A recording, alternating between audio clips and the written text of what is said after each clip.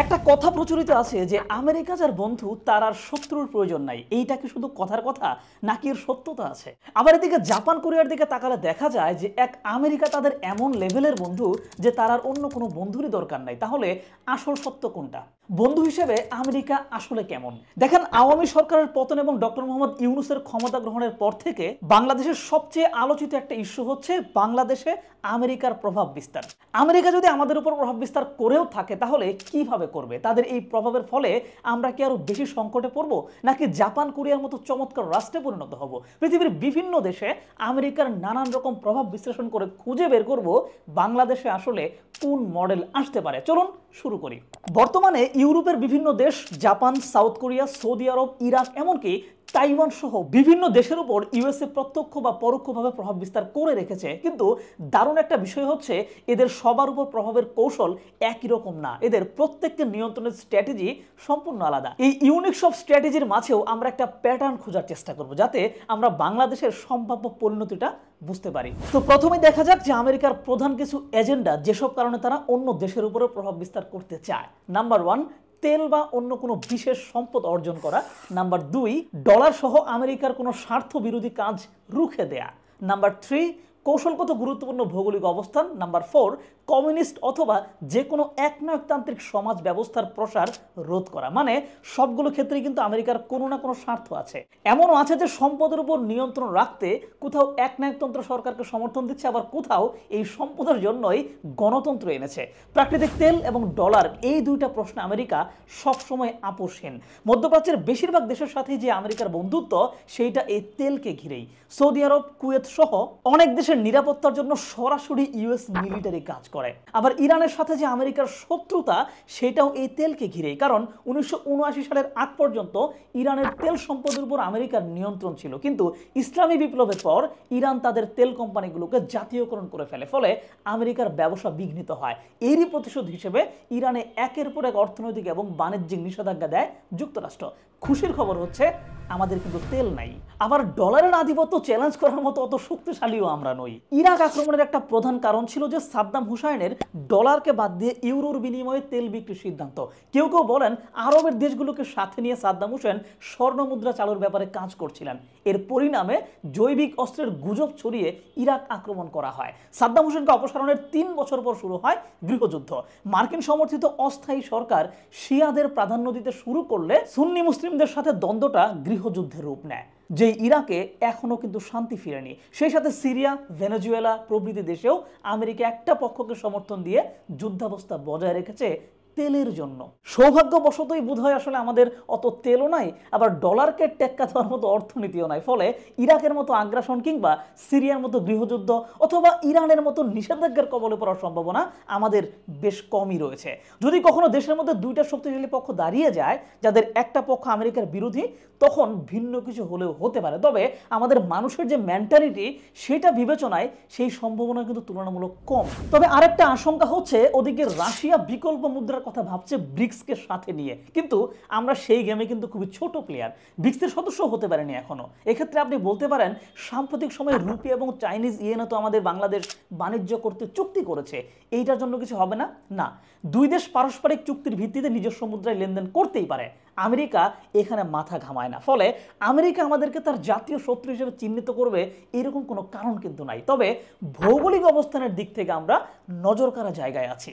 আমাদের যদিও কোনো হরমুজ প্রণালী কিংবা বসফরাস প্রণালীর মতো গুরুত্বপূর্ণ জলপথ নাই যেটা আটকে দিয়ে আমরা বিশ্ব বাণিজ্য স্লথ করে দিতে পারবো, কিন্তু আমাদের লোকেশন এমন একটা জায়গায় আমাদের সমুদ্র সীমা থেকে চায়না এবং ভারত উভয়ের উপরে নজর রাখা যায়। আমেরিকা এই সুযোগটাই চাইবে। ইতিমধ্যে এই অঞ্চল থেকে উঠতি পরাশক্তি চীনকে ঠেকানোর জন্য নানান রকম কাজ আমেরিকা শুরু করেছে। চীনকে মোকাবেলায় তারা কোয়াড গঠন করে রেখেছে, অকাস গঠন করেছে, I2U2 নিয়ে কাজ করছে। তাই নতুন করে বাংলাদেশের উপকূল বা সেন্ট মার্টিনেও আলাদা ঘাঁটি করে তাদের বিশেষ কোনো অর্জন হবে বলে আসলে মনে হয় না। সেই সাথে সেন্ট মার্টিন কিন্তু দ্বীপ হিসেবে আসলে সামরিক বা নৌ ঘাঁটির জন্য ততটা উপযুক্ত নয়। প্রবাল দ্বীপ হওয়ায় এর আশেপাশের গভীরতা অনেক কম, বড় বা ভারী কোনো জাহাজ এখানে ভিড়তে পারবে না।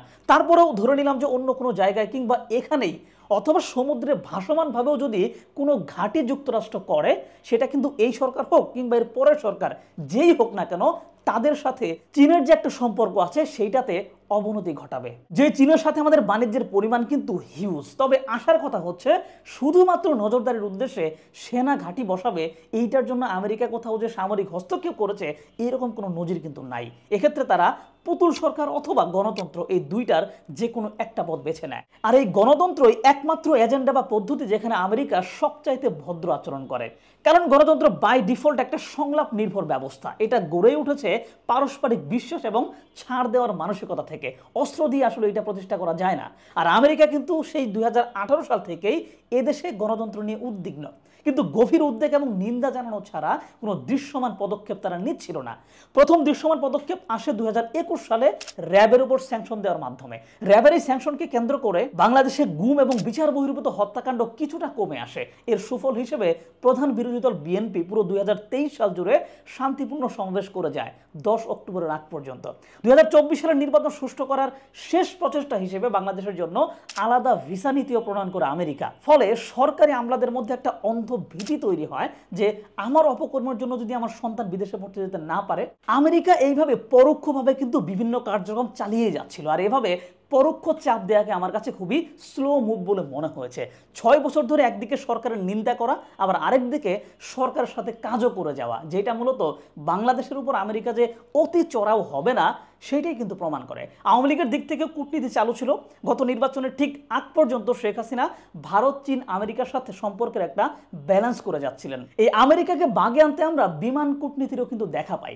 আমেরিকা থেকে বিমান কিনবো নাকি ফ্রান্স থেকে কিনবো, এই নিয়ে সরকারের তোড়জোড় দেখা যায়। রাষ্ট্রদূত পিটার হাস একবার গণভবনে গিয়ে দেখা করে এলেও শেখ হাসিনার সুর কিন্তু নরম হতে দেখা যায়নি।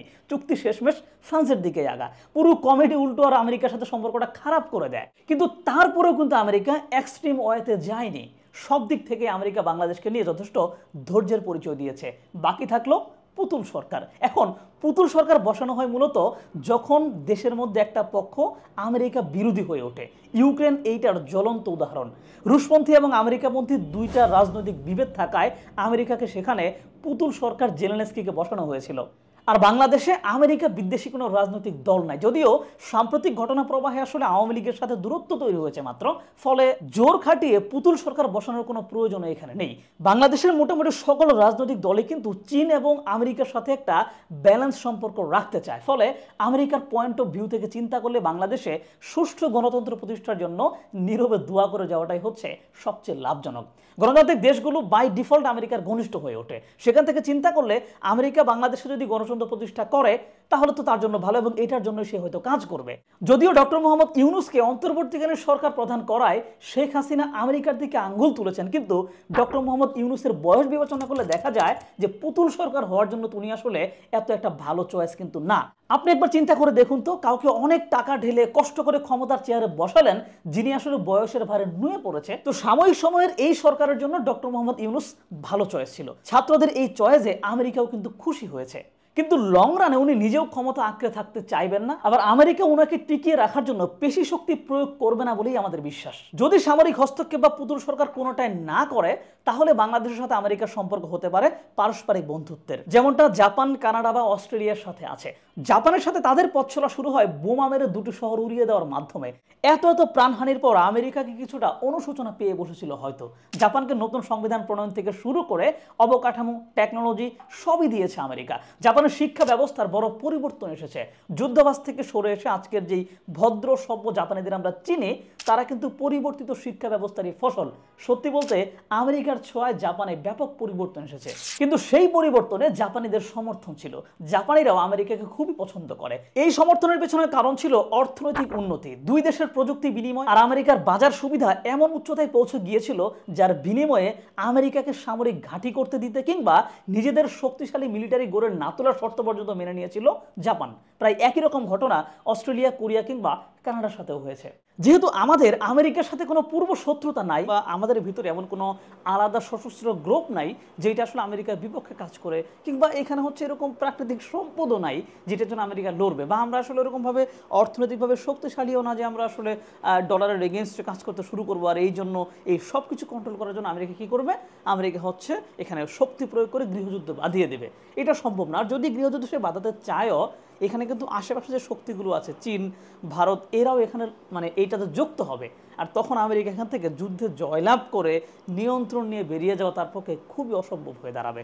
যে কারণে আমেরিকা এই পথে যাবে না, যাওয়া সম্ভব না। বরং আমরা জিওগ্রাফিক্যালি যেহেতু গুরুত্বপূর্ণ একটা লোকেশনে আছি, এই লোকেশনটার জন্য সে হয়তো আমাদের সাথে একটা সম্পর্ক বিল্ড আপের চেষ্টা করবে, যেটার মাধ্যমে অলরেডি সে এই লোকেশন নিয়ে কাজ করছে, সেখানে একটু এক্সট্রা নজরদারি বৃদ্ধি করা যায়।